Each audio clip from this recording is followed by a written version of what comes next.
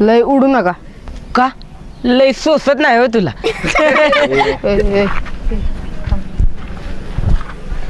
ए तुझं कोणी वेचशील. कसं आहे तुझं गाव हाय लांब आणि इथं काय झालं बिलं म्हणजे आई बापाच्या डोसक्याला ताप होईल. कळलं का. ए आणि तू कोण आब्या का फिब्या. आता चांगल्यापणानं सांगतोय 8वी अच्या पोरांपासनं आणि महत्त्वाचं म्हणजे पुरींपासून सुद्धा लांब राहायचं. कळलं का. जे करायचं आहे ना ते आपापले तुकडे. का रे शाळा काय इकत घेतल्यास वय. आता तर मुद्दाम 8वीच्या तुकडीतच येऊन बसशील. येऊन दाखवू की म्हणजे कळेल शाळा कोणाची आहे ते.